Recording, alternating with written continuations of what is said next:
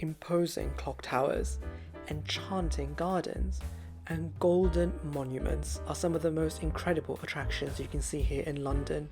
Since London has amazing attractions all over the city, it is impossible to see everything in a short stay. Therefore, in this video, I showcase the top 5 attractions that you must absolutely not miss on a first visit to London. If you want to have the best Instagram photos that scream London, you will want to go to as many of these 5 places as possible. Attraction 1 is obviously Big Ben. Big Ben is located in central London in the borough of Westminster. The nearest station is Westminster Station, and as you step out of the station, you will see this towering structure right in front of you. It is impossible to get lost. Although most people refer to the entire clock tower as Big Ben, technically this name belongs only to the 15-ton bell inside. The clock tower is 96 meters tall, and the hands of the clock are several meters in length. If you want to hear Big Bell chime, then you have to be present at the hour change. However, if you miss it, smaller bells will chime every quarter of the hour as well. The tower was also recently refurbished, with major works taking place from 2017 to 2022, so the tower is now beautiful and new for all of you to see. Big Ben is easily the most iconic and emblematic image of London, so definitely make sure to see Big Ben while you're here. If you're enjoying the video so far, then please subscribe for even more UK travel videos. Attraction 2 is Buckingham Palace, which is located in central London right next to St James's Park. The closest stations to the palace are St James's Park Station and Victoria Station, which are both a 10-minute walk away. Did you know that Buckingham Palace has around 775 rooms, which include 19 staterooms, 52 royal and guest bedrooms, and 188 staff bedrooms? Today, Buckingham Palace is the official London royal residence and has been so since 1837. Although it is the home of the King, the palace is open to the public every summer, where the average person can gain a rare glimpse into the luxury and splendour of British royalty. Buckingham Palace is also the principal venue used to entertain foreign dignitaries. Right in front of the palace also stands the imposing Victoria Monument, which commemorates the reign of Queen Victoria. The sculptor of this monument was Sir Thomas Brock. For those of you who are fans of the royal family, Buckingham Palace is definitely for you. Attraction number 3 is Tower Bridge, which is located in central London right next to the Tower of London. The closest station to Tower Bridge is London Bridge Station, which is an 8-minute walk away. Tower Bridge is 240 meters in length and is most famous for its iconic 2 towers, the North Tower and the South Tower. Did you know that the bridge opens to allow tall boats to pass through? As river traffic has priority over road traffic, cars must wait to allow these boats to first pass. Often confused with London Bridge, Tower Bridge is one of the most iconic views in the City of London. Tower Bridge, however, is not as old as some of the other attractions on this list and was opened to the public only in 1894. It is built in the neo-Gothic style and took over 8 years to complete. To construct the bridge, over 30 million bricks were used. As a visitor, you can take a bus over the bridge, or you can even walk over it, as it is open to pedestrians. You can also pay a small fee, and you can then go inside the tower by starting in the North Tower, crossing a glass floor, and then making your descent down the South Tower back onto the road.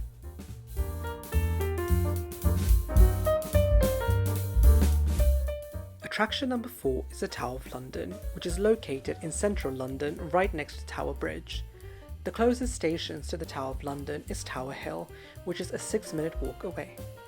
The Tower of London used to be a royal residence and has even been the home of several exotic animals, including incredibly a polar bear.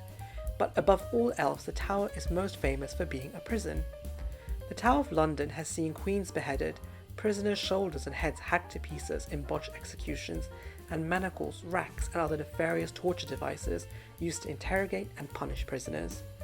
Although the Tower of London is associated with executions, only a few got to be executed on the property itself on Tower Green, as only those of high rank or those who were politically dangerous received the privilege of a private execution.